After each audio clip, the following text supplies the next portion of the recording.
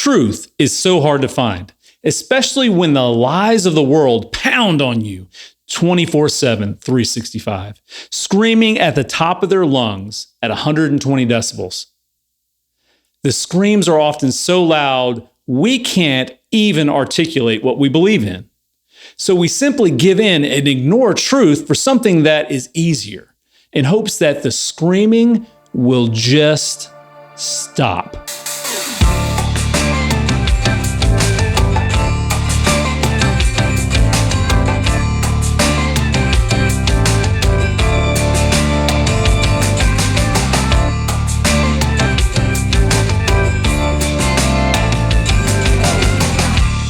So why is truth such a hard thing to find?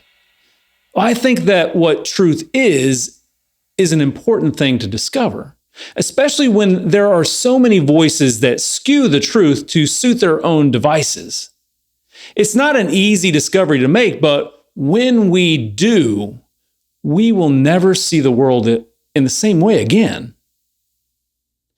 If you take an honest look at the world, you'll see and hear what is being claimed as truth, and you'll notice something strange.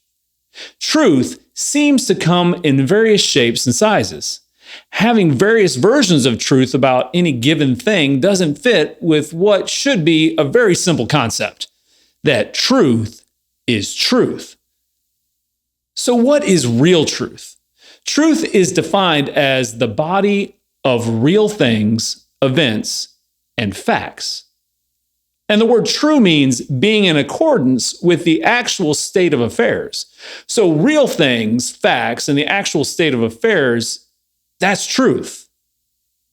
Notice that our opinions and feelings about the real things, facts, and actual state of affairs don't come into play when it comes to truth.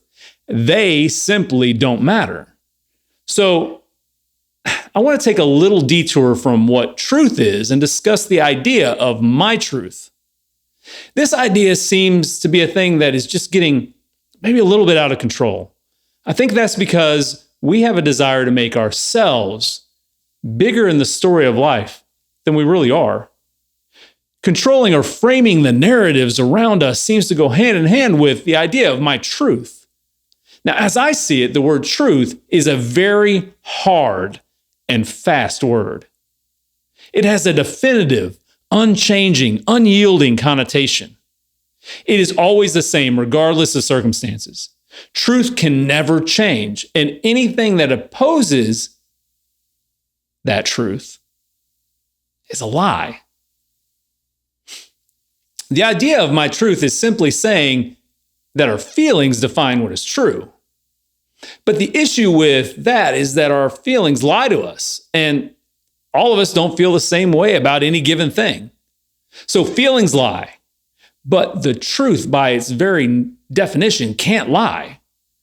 So when we talk about my truth, we're actually talking about our feelings and ignoring or manipulating the actual truth to match up with those feelings. To say we have my truth really implies that all other truths are not important. Even though on the surface we may acknowledge and celebrate other truths, unless those truths match up with our own, they aren't truth that we really believe in. Now, your truth and my truth can't be different if we want to have any hope of finding common ground, and even less hope in being united in any kind of way that matters. So this may just be semantics, but what I believe is an alternative to holding tight to my truth is developing a personal worldview that allows our feelings to be a part of our beliefs, but not in a way that holds them as the ultimate truths. The word view, by its very nature, implies that it will not always be the same. It can be impacted by outside forces. We can choose to change it if need be, and ultimately, it's not permanent.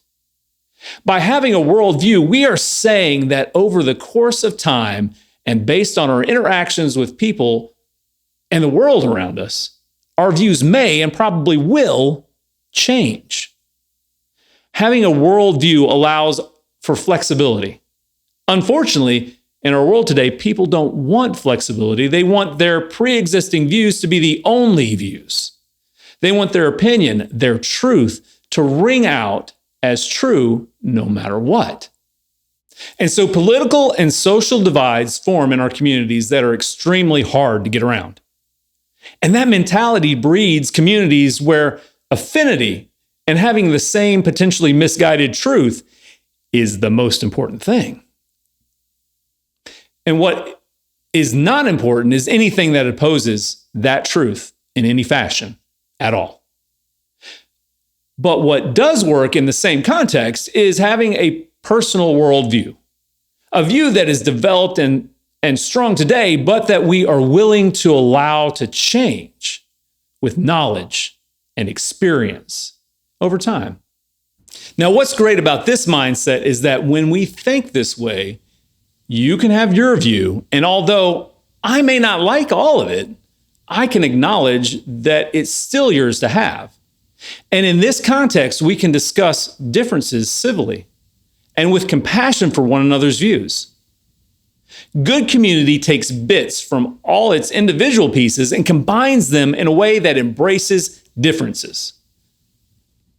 All that said, having a developed worldview as opposed to a my truth mentality does not mean that you won't have an inherently flawed worldview.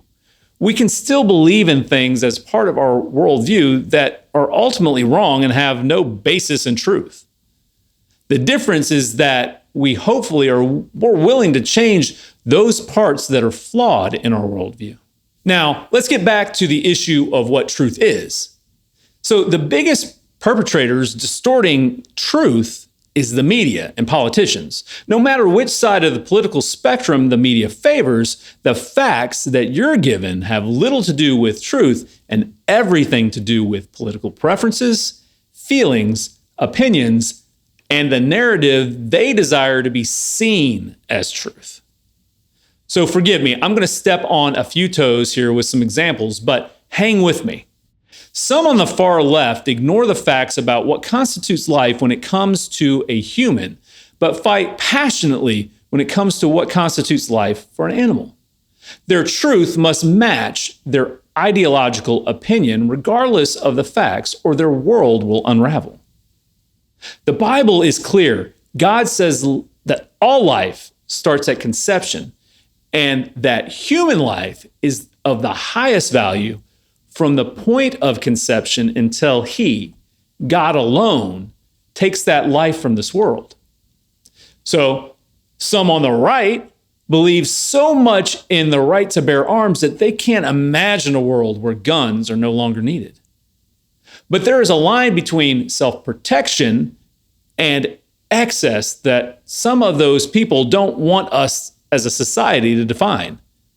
Again, their truth must match their ideological opinion, regardless of the facts.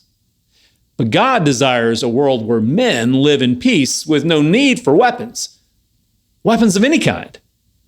But in the here and now, in this broken and fallen world, He desires for us to trust in Him for His protection.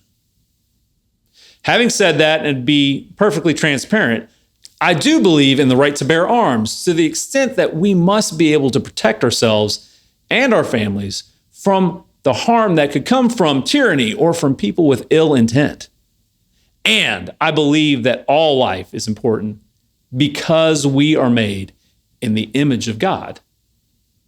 So the real issue here is a lack of a common truth between opposing ideologies, to the point that no middle ground is ever found. No matter the news story or the political event, we must desire to find the truth, not a truth that makes us feel good about ourselves or fits with our political ideology, but the truth that is based on fact and the actual state of affairs. Anything less than that is a lie and honestly should not be worth our time. We should expect that our politicians, legacy media, social media, our neighbors, and everyone else, for that matter, should represent themselves in a way that always points to the truth, regardless of their own opinions. feelings, or how that truth might make them look. I know it sounds like an impossibility, but shouldn't we still strive for it? So, in the immortal words of the 80s actor Christopher Lambert in the movie The Highlander, there can be only one. Honestly, for there to be any kind of real unity in our world, there can only be one truth in any given scenario. A truth that is based on the actual facts and that's not swayed by feelings. When we manipulate the facts to suit our own narrative or how we feel about a thing, we're not only lying to the world, but to ourselves as well. And that is the worst kind of betrayal. It's a selfish self-betrayal. Now, from a creative perspective, truth should be something that we seek to express in what we do every day. But we need to make sure that we allow for community by developing a worldview for ourselves, understanding that not everyone will agree with us. And being okay with that. You can still hold true to your own personal convictions and worldview and allow others into your life. Be willing to embrace the differences and allow for connection to people who look, act, and think differently than you do. You will find that your willingness to let them into your life provides you with credibility in their life. And that credibility then gives you a voice in their life that you wouldn't have otherwise. So all of this makes me wonder, do we desire to work creatively with others that have a different world view?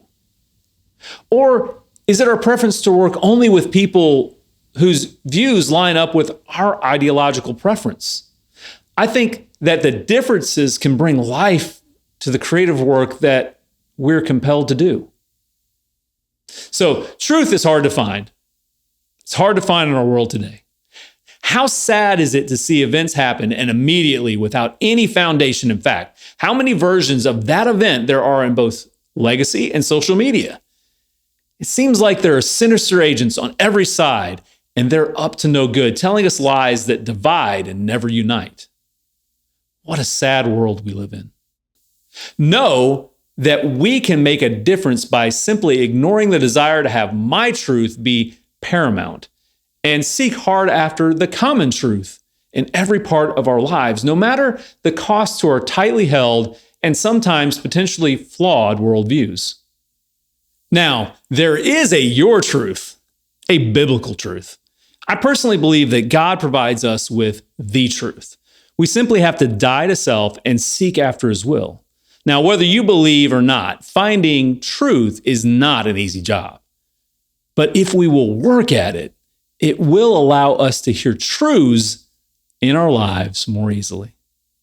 In the midst of the lies of the world that are screaming so loudly at us every day, I encourage you, despite the loudness of the broken world around you, to go, create, and be a blessing. You can support our channel by subscribing, hitting that bell icon to get notified when new content comes out, and liking our videos. If you'd like to consider supporting our team financially, there's a link in the video description with more details. Those things will help our channel for sure, but if you do nothing else, please spend some time in the comments of our videos encouraging one another to create, to help others create, and to help grow that creative nature within us all. Oh, and you can check out these videos too. Thanks. We'll see you again soon.